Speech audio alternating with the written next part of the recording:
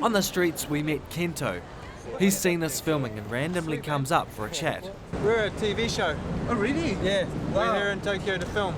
Wow, that's cool. We arranged to meet later in the week.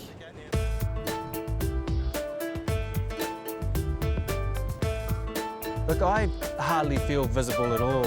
I've learnt that people in Tokyo are quite shy. They don't talk to people they don't know.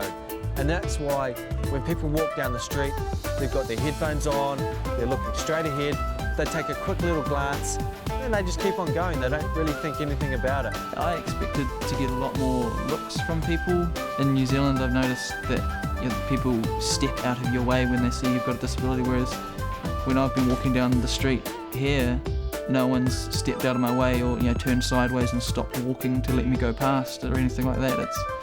You do just go with the flow of everyone else. I feel more obvious at home than I do here because there's so many people here just trying to get to wherever they're going.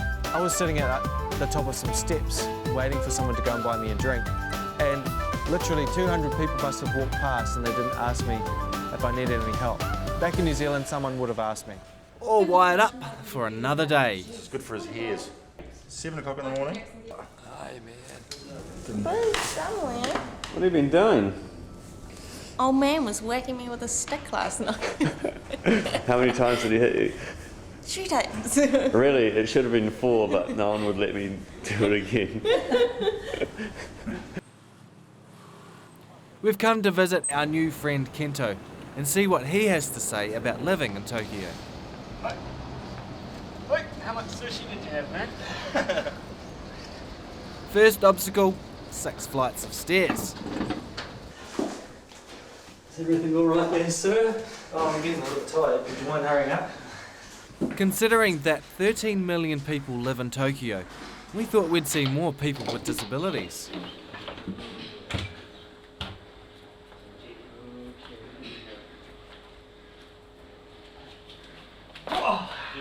Good effort, team. Well, that's my gym workout for the day. The house is 5 metres this way and 12 metres this way. Kento has a birth defect and only one hand. He makes a living as a musician. He's adapted the slide guitar to his needs, and he also plays traditional Indian tabla drums.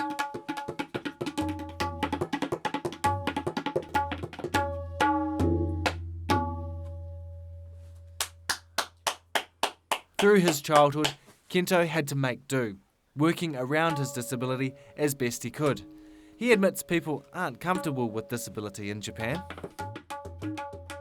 I think people doesn't know how to talk or how to communication to those kind of people. I mean, like us, we say, actually we said the handicapped people, but in these days, I hear people called challenged person, but Challenged person. Right.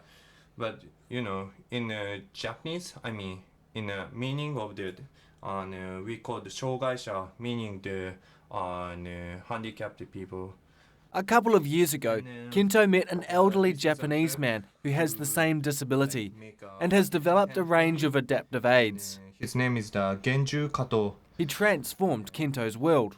They're clever little inventions that help Kento to grip. Yeah, even strings or something tiny stuff. In Japan, it's customary to hold your rice bowl close to your face as you eat. Finally, Kento now has a way to manage the bowl and chopsticks.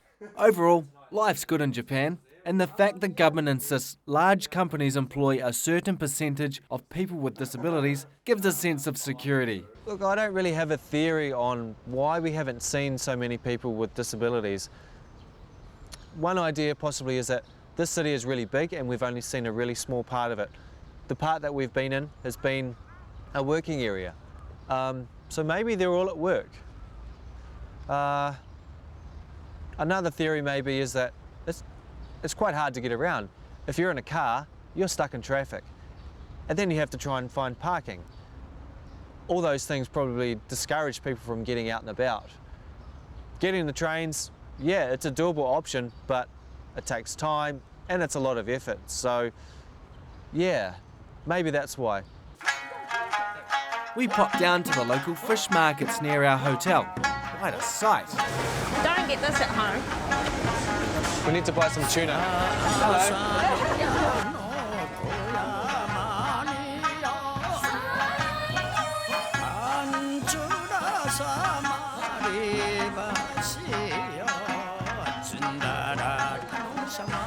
We all felt hungry.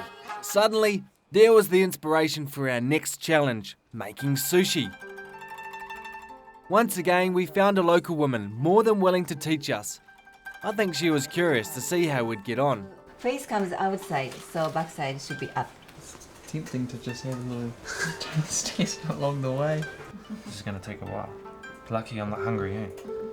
I reckon it doesn't matter how many fingers you've got, making sushi is sticky business. I'm so gonna beat the boys. I have to do better than Curtis. I think that's not hard. Hey. Use my finger as a spade. Oh no, it's got too much in it. Oh no. Too much. Too greedy, eh? It's hard to raw finish it. So. Thinking of my Just stomach wait. already. Way too thick, Christy. Nah, you wouldn't. Way too thick. Nah, I seen them in the mall doing it. They do it 100 miles an hour.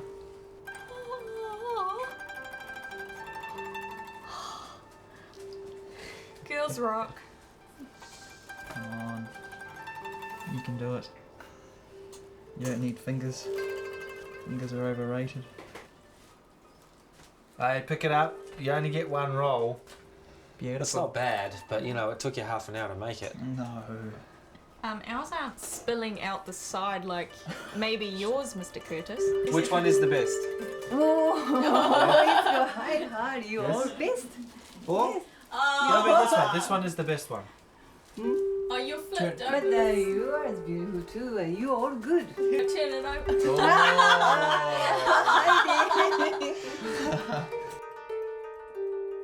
Do you know what she said though? She said, use your imagination. So look at my creation right here. You just shoved some avocado on top, dude. That's imagination.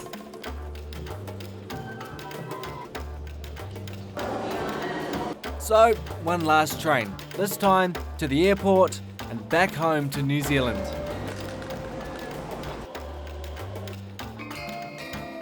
I just found I didn't apparently look disabled enough to get any special treatment. I just get fobbed off, the ramp gets pulled away from under my feet. Oh wow. Having been here already, now I know the challenges I've faced in terms of, you know, access, getting around, stairs, escalators only going one way, and I'd be a lot more prepared for that and would make allowances for time anyway.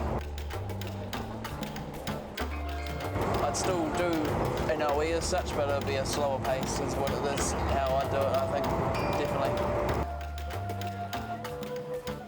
Sayonara! See you next time!